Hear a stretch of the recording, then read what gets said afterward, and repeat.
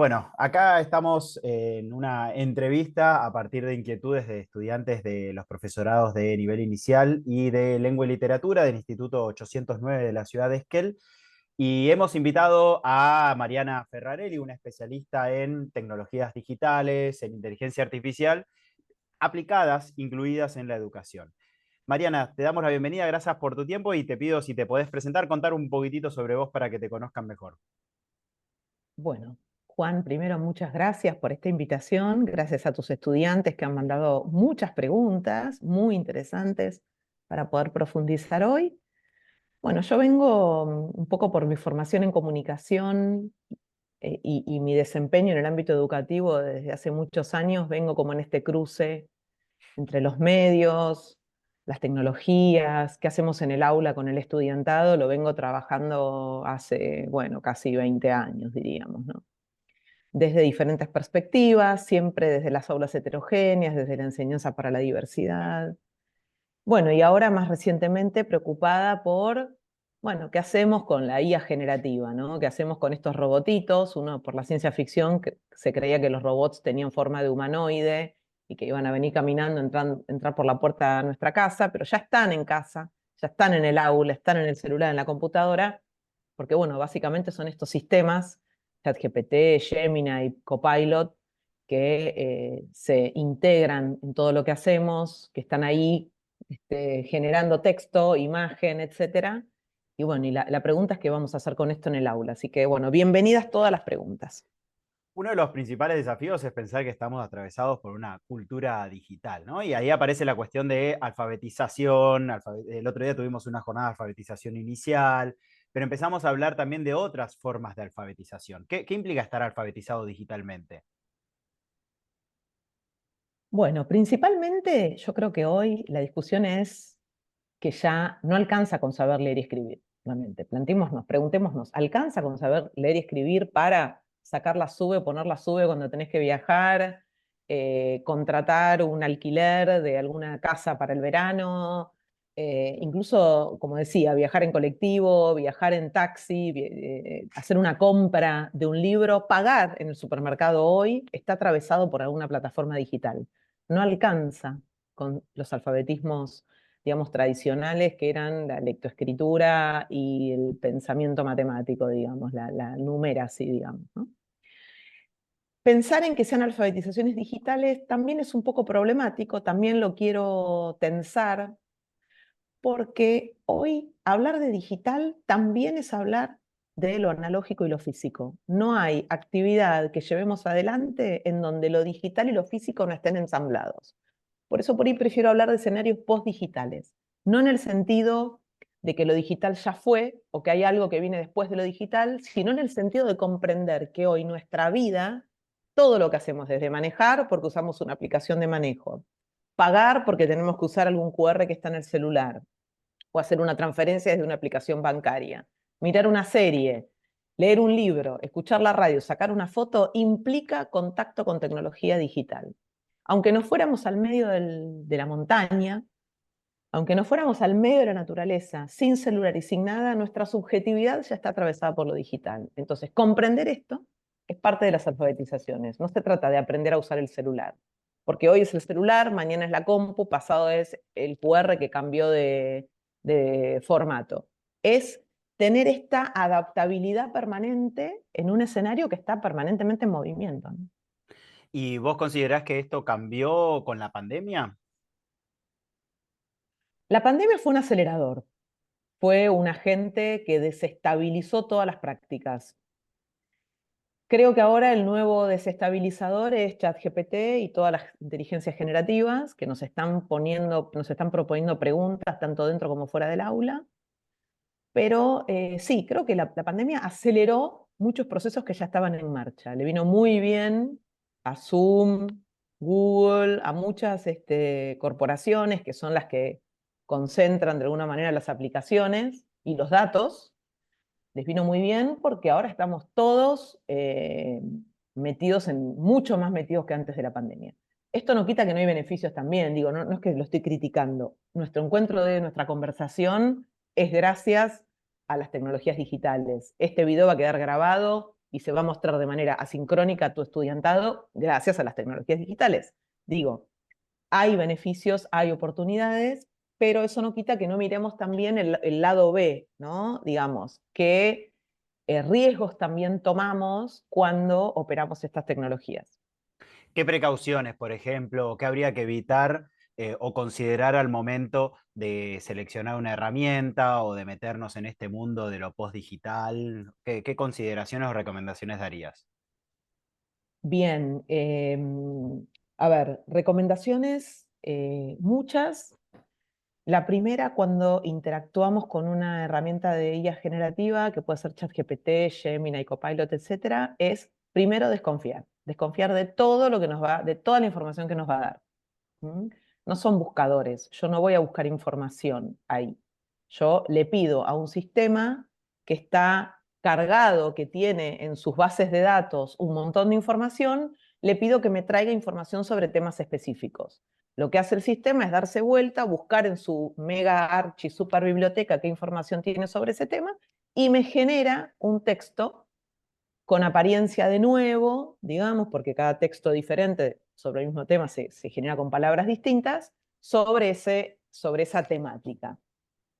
A diferencia de los buscadores que me traen páginas donde yo podría encontrar esa información, soy yo la que elijo con los y donde soy yo la que elijo qué fuentes consultar. ChatGPT, por ejemplo, particularmente, que es la herramienta más opaca, consulta fuentes y me trae la información, pero no me dice de dónde la sacó. Entonces yo como educador, educadora, estudiante, no tengo posibilidad de elegir de qué fuente sacar la información. Por eso me parece que una de las primeras precauciones que hay que tener es comprender cómo funcionan, comprender que no son buscadores, que son generadores de texto, que hacen su propia búsqueda en su propia base de datos, que no siempre es transparente para el usuario, y generan un texto. Y quiero decir algo más, aunque las fuentes donde busca la información sean transparentes para el usuario, como es el caso de Copilot o Perplexity, que me trae la fuente de donde sacó la información, tampoco tengo yo certeza de que la información que genera es coherente y es consistente con esa fuente de donde lo está sacando, de manera que también vale desconfiar y también vale chequear. No me deja tranquila que tenga las fuentes. Ah, bueno, listo, lo saco de acá. Ok, pero vayamos a ver si lo que genera es coherente con... ¿Qué pasa cuando eh, tomamos una evaluación en el aula, ¿no? Yo a mis estudiantes les di los materiales, discutimos los temas en clase, hicimos producciones que también son parte de la evaluación, pero si además agrego otra evaluación, no me quedo tranquila con todo ese trabajo que hicimos. Ese trabajo es parte de una construcción, pero yo también tengo que ver que efectivamente la última producción que me traen es coherente con todo eso que vimos, ¿no? Digo, vale evaluar esos contenidos siempre. ¿Y qué otras deficiencias has identificado en esta inteligencia artificial generativa? Bueno, así como el potencial es un montón y uno puede pedirle que genere planificaciones de clases, evaluaciones, rúbricas, listas de cotejo, uno puede pedirle ensayos, artículos académicos, que me ordene la bibliografía alfabéticamente en formato APA 7, eso lo estoy haciendo bastante seguido, le pido a ChatGPT que me lo ordene en ese formato que igualmente siempre tengo que chequear. Hay muchas preocupaciones asociadas a estas tecnologías relativas, por ejemplo, al impacto ambiental. De aquí que también vale la consideración de si es necesario usarlo o lo estamos usando solo porque está de moda y nada más. Los centros de datos donde se procesan estos millones y millones de sitios web requieren grandes cantidades de energía, de electricidad básicamente, y de agua para la refrigeración, y eso genera una huella de carbono muy profunda. Esta semana salió un informe de Google que reconoce que sus emisiones se duplicaron en los últimos 5 años. Entonces, eh, es preocupante el uso que se hace de los recursos naturales para sostener estas tecnologías, y eso creo que también merece que sea discutido en el aula. Después está la cuestión de los sesgos, por ejemplo, sesgos en todo sentido. Cuando uno interactúa con estas herramientas, rápidamente podemos concluir que funcionan mejor en inglés que en castellano, así que tenemos sesgos lingüísticos, sesgos culturales, porque de alguna manera los sistemas reproducen modos de escribir y modos de procesar la información típicos de culturas propias del norte global, que es donde se diseñan estas herramientas, donde ya está demostrado demográficamente que son sistemas diseñados en su mayoría por programadores varones de determinada edad, entre los 30 y los 40, heterosexuales, que hablan inglés, digamos. Entonces, cuando uno mira el perfil de quienes programan estos sistemas, comprende todos estos sesgos de los que yo te mencionaba, ¿no? Culturales, lingüísticos, de género, un experimento que es muy trillado porque se ha hecho, incluso se hacía en su momento con Google Translate, en los orígenes de Google Translate, y que lo hice el año pasado. No es nuevo, no es propio, pero es interesante, es darle que me traduzca una oración del inglés, que es un idioma de género neutro, al castellano. En la oración que le pedí que me traduzca aparecía la palabra doctor y enfermero o enfermera. Por supuesto que la herramienta me tradujo enfermera en femenino y doctor en masculino. Es decir, que hay sesgos culturales, más allá de que uno podría justificarlo estadísticamente y decir, bueno, porque la mayoría de los textos que están hablan de enfermeras, mujeres y de doctores. Bueno, más allá de cualquier sesgo estadístico de lo que existe en Internet, no están diseñadas las herramientas desde una perspectiva inclusiva. En el mundo que crea ChatGPT, las mujeres solo pueden ser enfermeras porque los doctores son hombres, digamos, ¿no? Por poner un ejemplo Claro. casi sencillo, simple. Claro, y a eso se le suma también las alucinaciones, por ejemplo, algunos inventos que tiene el chat GPT con información o errores que comete. Bueno, aquí también me sale el sesgo de la comunicación.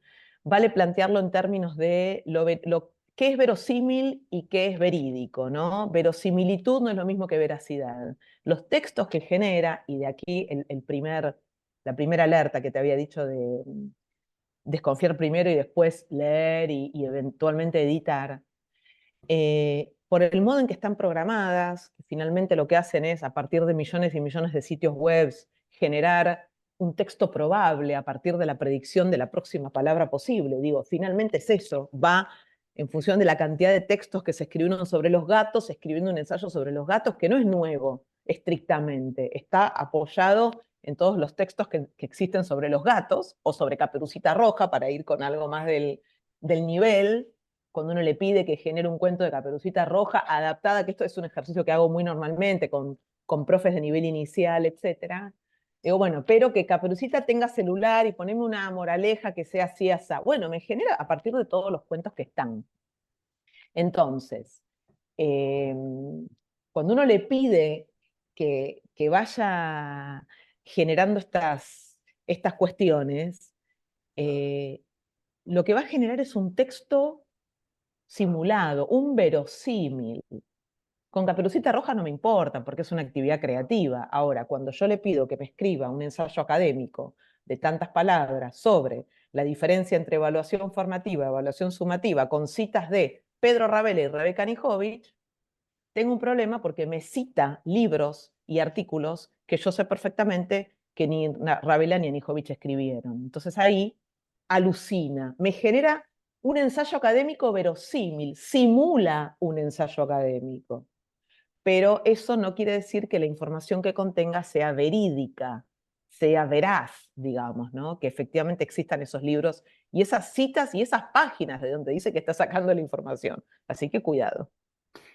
Ahí aparece un punto interesante que hemos debatido en las clases en relación a esto que vos decías de la moda. Si nos debilita a nosotros en nuestra capacidad intelectual como humanos el hecho de descansar en que tenemos estas herramientas y hoy hay usos muy diversos, académicos, educativos, pero también para la cotidianeidad de cualquier cosa para evitar pensarnos porque andamos a las corridas.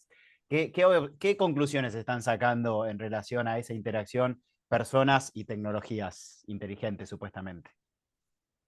Bien, ahí hay un tema con la delegación cognitiva, digamos, ¿no? Es decir, cuánto de lo que haríamos de manera individual y creativa terminamos delegando en estas herramientas.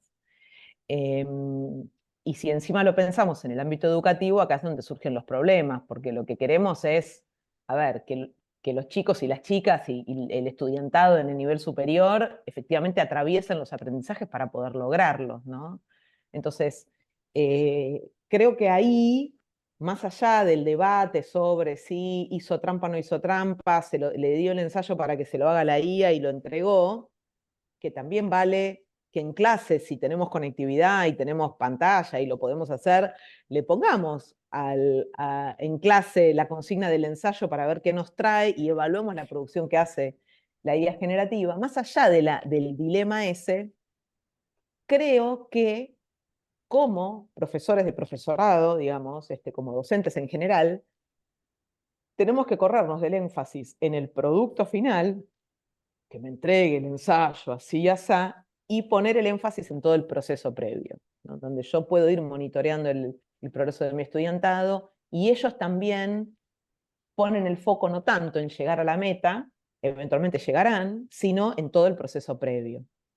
Que aquí es donde yo puedo monitorear un poco más y ellos se pueden automonitorear y entonces si trabajo en un documento voy dejando ahí el historial de las diferentes ediciones, por poner un ejemplo, ¿no? Entonces quizás tengo como más control sobre ese proceso, digamos. Hay un punto en esto que también planteaban algunas de las preguntas, que es un tema trabajado en clase, que hoy las tecnologías digitales permiten, que quizás las analógicas no lo facilitaban tanto, tiene que ver con el aprendizaje cooperativo, el trabajo colaborativo. ¿Qué rol crees que juega en este contexto de cultura digital, en las escuelas, en los profesorados, esta concepción de aprendizaje participativo y cooperativo? Bueno, para mí es la forma de aprender. Realmente creo que la colaboración, el estar acompañado, uno no aprende en soledad nunca, nunca. No aprendemos solos, aprendemos con otros, aprendemos con otras permanentemente. Incluso cuando nos baja la cultura, cuando recién nacemos, cuando estamos en esos primeros años del jardín, lo podemos aprender porque otros lo han hecho antes que nosotros, ¿no? Entonces hasta te diría que es una cuestión de principios que el aprendizaje se da con otros. Entonces, ¿por qué no traer esto a dinámicas concretas y puntuales del aula? Me parece que hay un estudio, de hecho reciente, que habla de que puestos en comparación, estudiantes a aprender con un tutor virtual de IA generativa y estudiantes con un docente de carne y hueso, el estudiantado sigue eligiendo estudiar con docentes de carne y hueso, ¿no?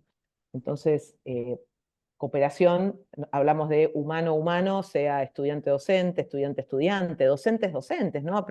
Digamos, la pandemia creo que también fue un acelerador y transparentó un proceso de mucha colaboración entre docentes que no lo teníamos tan incorporado y que permitió que nos ayudemos entre nosotros. Che, esta herramienta me dio resultado en los grupos de chat que explotaba. Bueno, la voy a usar. Alguien conoce tal y otro salía y le decía. Me parece que la cooperación en sí misma es parte de la naturaleza humana, somos seres sociales y en todo caso la inteligencia artificial viene a acelerar ese proceso.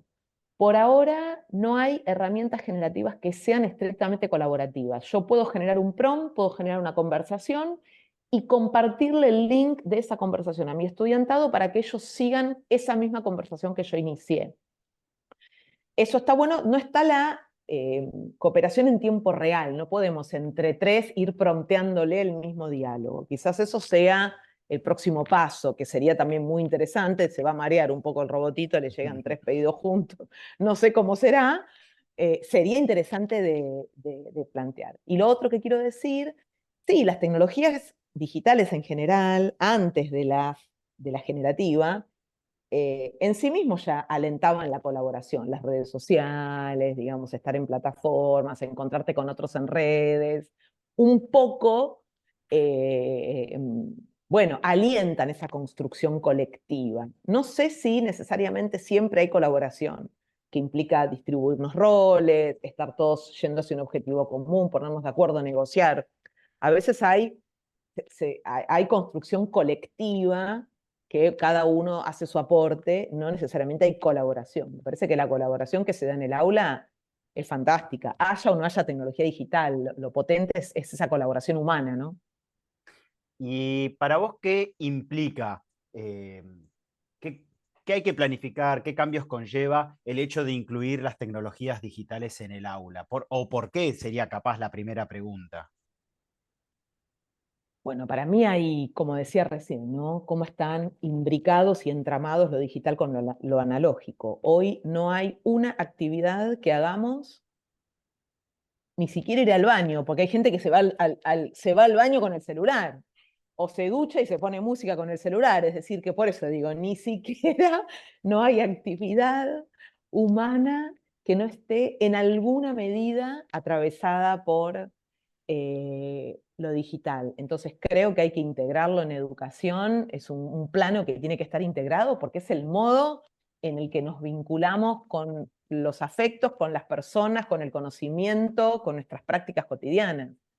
Es artificial pretender que un estudiante que afuera interactúa permanentemente con sus amigos, con su familia, con el mercado, porque finalmente también hay comportamientos de compra asociados a lo digital, muchos comportamientos de compra, que está en contacto con lo digital, cuando ingresa al aula se despoje de cualquier artefacto y sobre todo cualquier práctica digital. Podrán sacarme el celular, pero no me van a sacar la mente, que yo ya la tengo eh, seteada para el entorno digital, ¿no? Ahí Entonces, aparece, ahí capaz aparece un punto porque quizás en el mundo adolescente, ya hoy la mayoría de los pibes, en términos estadísticos, tiene acceso a pantallas. El gran debate surge en la primera infancia, ¿no? O sea, estamos hablando de niños, niñas de 3 4 5 años que ya interactúan con celulares, con pantallas, con tablets, etcétera, etcétera. Y aparece la discordia de lo que sucede en la casa, lo que sucede en la escuela, si la escuela qué rol toma en ese juego, las profes de inicial. ¿Qué opinión te merece todo este tema? es muy personal. Yo creo que los chicos a esa edad tienen que jugar lo más que puedan con el cuerpo, con las manos, con lo material. En principio, colegas especialistas recomiendan que pantallas no o pantallas muy limitado a estas cortas edades. Eh, Podemos pensar en alguna que otra aplicación muy puntual, un pequeño rompecabezas, pero qué más lindo para una criatura de 3 4 años que tocar un Rusty, un Ducky, una fichita de rompecabezas, digamos, me parece una plastilina, algo, un papel, una brocha, un color, me parece que masa, ¿no? Todas estas cosas que son tan físicas y que las necesitamos tanto. Sí, yo me refería, por supuesto, a nivel primario, superior y el secundario, en donde, bueno, ahora se está un poco discutiendo qué hacemos con los celulares, esto, aquello, lo otro. Pero en el caso de los más chicos, y no tan chicos, porque aparte uno en encuentros presenciales y en reuniones de amigos, de familia, cumpleaños, etcétera, uno también experimenta ese contacto físico, esa charla cara a cara que te conmueve y que te moviliza también, ¿no? Entonces, darle a cada dispositivo, por ponerlo así, a cada lenguaje, su lugar. No estamos diciendo que tiene que ser ni todo digital ni todo físico, pero sí un ensamble saludable, diríamos, ¿no? Una combinación, una convergencia saludable. Uno de los puntos que siempre nos sucede en las escuelas, puede suceder a nivel inicial, primario, secundario, es que esta relación entre el afuera y adentro, entre comillas, ya quedó mucho más permeado y lo que sucede afuera emerge en las aulas y uno de los aspectos que cada vez más sucede, porque se observa en las distintas familias, es este uso de las pantallas como chupete digitales, especialmente para quienes son más jóvenes, ¿no? Y entonces ahí aparece la disyuntiva de coincido en que la prioridad tiene que ver con la experimentación, lo tangible, la corporeidad, pero las pantallas siguen atravesando a las vidas familiares y estos pibes también se están culturalizando en términos digitales o postdigitales. Eh, Ahí la escuela, ¿qué rol podría llegar a tomar en cuanto a una idea de educación digital? Yo creo que en las edades más tempranas, mucho trabajo con las familias, porque aparte lo escuchás de las propias docentes, los propios docentes, que te dicen que la criatura, los chicos, las chicas, piden celular y piden pantalla porque la tienen en casa, ¿no? Entonces, evaluar qué tiempo, qué aplicaciones, qué modalidad, cómo, para qué. Claro que es mucho más cómodo empantallar a los hijos y a las hijas que tener que andar pensando a cada minuto cómo entretenerlos o dejar que se aburran, que es donde empiezan a hacer lío, ¿no? Porque esta cosa de asociado al aburrimiento. Me parece que el rol de la escuela, volviendo a tu pregunta, es primero trabajo con las familias y después trabajo sobre un uso, si se quiere, a ver, moderado, responsable, un uso mesurado, en donde yo me doy cuenta que si me pasé 2 horas scrolleando algo que no tiene ninguna utilidad y que aparte no solo tiene, porque podemos hacer algo inútil, no estoy diciendo que todo tiene que ser útil, algo que no tiene utilidad, pero que aparte me está comiendo tiempo rico que yo podría usar para otras cosas más interesantes, poder tomar distancia y darme cuenta.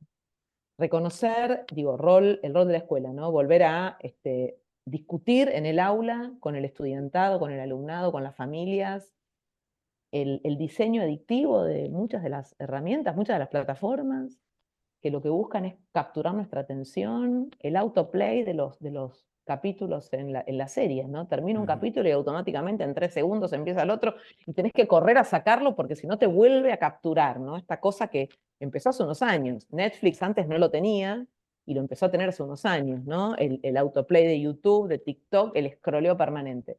Tengo tanto alumnos como colegas que te reconocen que se han desinstalado TikTok, Instagram, porque se daban cuenta, ¿no? Que les insumía un montón de tiempo que les imposibilitaba hacer otras cosas.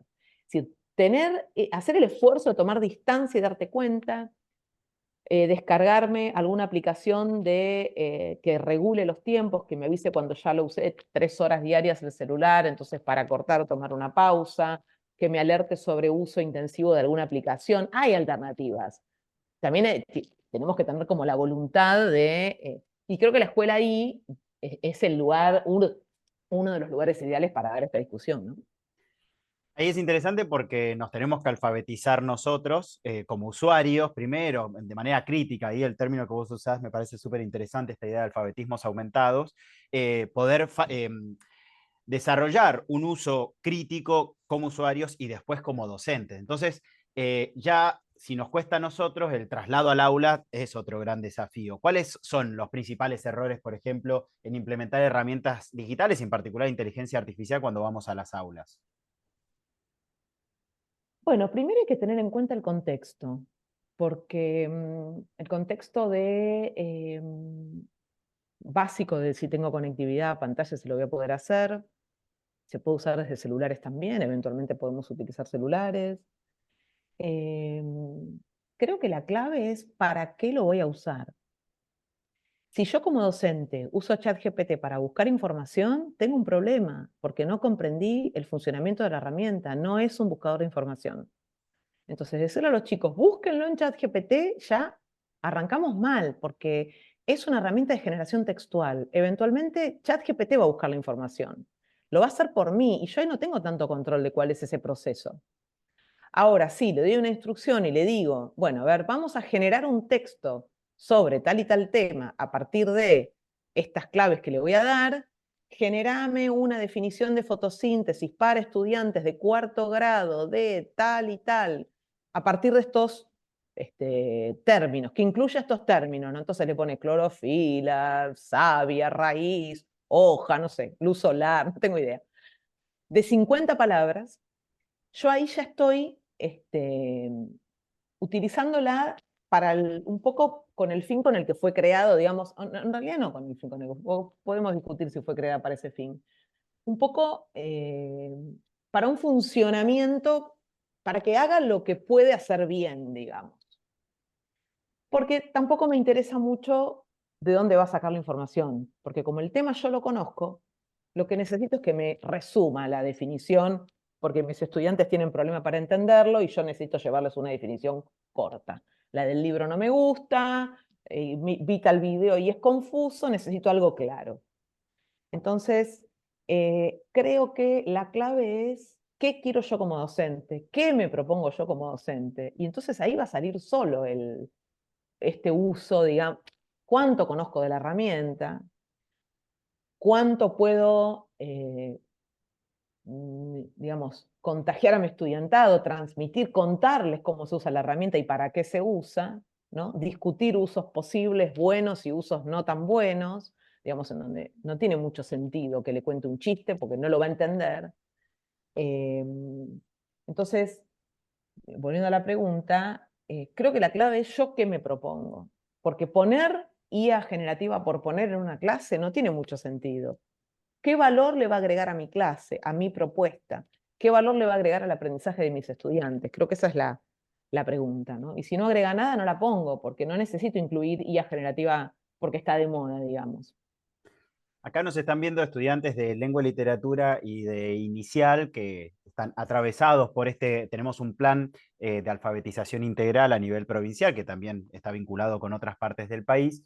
Y creo yo también que la inteligencia artificial generativa puede ir a otros lenguajes, además del escrito, y combinar con la parte de imágenes, de historietas, cuentos, videos, etcétera. Que al día de hoy, ¿no? Julio de 2024, ¿en qué situación se encuentran como para que docentes en forma autónoma puedan producir materiales que les sirvan en las aulas o también para producir con alumnos en las mismas aulas a través de estas herramientas? ¿Qué ideas se te ocurren? Esa es una gran pregunta para ir cerrando, que veo que faltan 5 minutos. Bien. Hay varias herramientas que se pueden combinar. Como contaba el ejemplo de Caperucita Roja, uno le puede pedir a ChatGPT que me genere una versión alternativa de Caperucita Roja, en donde Caperucita Roja tiene un celular y entonces le avisa a la abuelita y esto y aquello, con una moraleja tal y tal, entonces te genere, después uno lo edita, no nos quedemos con ese primer cuento, puede haber, podemos pedirle que lo reversione, que lo alargue, que lo achique, que lo ajuste, que ajuste el lenguaje para que sea más argentino y menos latinoamericano en términos de la lengua que usa. Y después de ahí, yo ese texto me lo llevo a donde quiera. Por ejemplo, me lo puedo llevar a Gama con doble M. Después, en todo caso, te puedo pasar algunos materiales donde yo trabajo estas herramientas, Dale. que me genera presentaciones automáticamente. Entonces le puedo pedir que me genere una presentación que serían las páginas del libro con imágenes de este cuento de Caperucita. Me puedo llevar ese mismo cuento a Eleven Labs, que es una herramienta que transforma texto a audio con diferentes voces. Entonces puedo llevar el cuento a mi sala o a mi clase en forma de audio y alguien va contando el cuento de Caperucita. Puedo hacer las dos cosas. Puedo llevar el audio y puedo llevar el cuento. En Canva, por ejemplo, también puedo trabajar con avatars de video. Canva tiene una integración bastante interesante con varias herramientas. Vos entrás por Canva, pero a la vez entrás a varias que te ofrece la misma plataforma, pero que está en convergencia con otras herramientas. Y tenés avatars de inteligencia artificial en video que te van contando el cuento. Entonces tenés audio y video, ya sería como una versión más audiovisual. En fin, hay como varias herramientas. Hay otra en particular que permite traer a la vida los mismos dibujos que dibujan los chicos. Entonces, si hicieron en los primeros años un monigote, ¿no? El esquema corporal muy primitivo, uno lo puede pasar por una IA y generar que ese mismo monigote, ya no algo generado por IA, ese mismo muñequito se mueva y haga diferentes movimientos, ¿no? Para trabajar esquema corporal, incluso para trabajarlo en educación física. Es decir, hay alternativas de herramientas que hoy se pueden utilizar tanto para preparar mis materiales, planificar y a la vez generar mis materiales didácticos, como para trabajar en algunos casos en el aula con el estudiantado, ¿no? Mariana, para ir cerrando, una reflexión, si tuviese que hacer un poquitito de futurología, ¿cómo ves el escenario de las tecnologías digitales, la IA y el mundo de las escuelas? Yo creo que son tecnologías que llegaron para quedarse, que es mejor amigarse. Esto no quiere decir que tengamos que usar todo y estar todo el tiempo en la carrera de ratas por conocer la última aplicación. Sí, tomarnos tiempo a nuestro ritmo, poder ir explorando algunas potencialidades, encontrar qué hacen bien y qué no hacen tan bien, ir experimentando.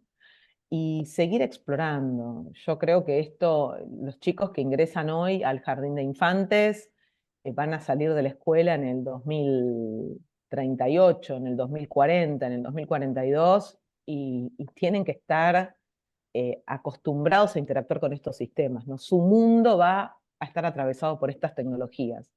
Entonces, me parece que es una responsabilidad, al menos que las conozcan, que sepan cómo funcionan, que sepan qué pueden hacer y qué no pueden hacer, y que mantengan viva la llama de la curiosidad, ¿no? Me parece que también ese es otro punto. Muchas van a desaparecer, ahora hay una infinidad de herramientas, van a quedar algunas, seguramente, se va a reducir la variedad que hay, siempre pasa lo mismo, está el boom, hay un montón de inversiones, después se empiezan a caer algunas y no quedan muchas, pero bueno, nosotros seguimos, como decías vos, con los alfabetismos aumentados, seguimos explorando a nuestro ritmo y seguimos generando para nuestras aulas materiales.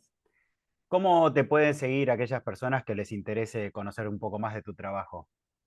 Estoy en redes, estoy en Twitter, que ahora es X, LinkedIn, Facebook, Instagram, y recientemente, que te lo voy a pasar también, Juan, abrí un canal en Telegram. Después de mucha reflexión, desde el año pasado, tenía colegas que me lo estaban sugiriendo.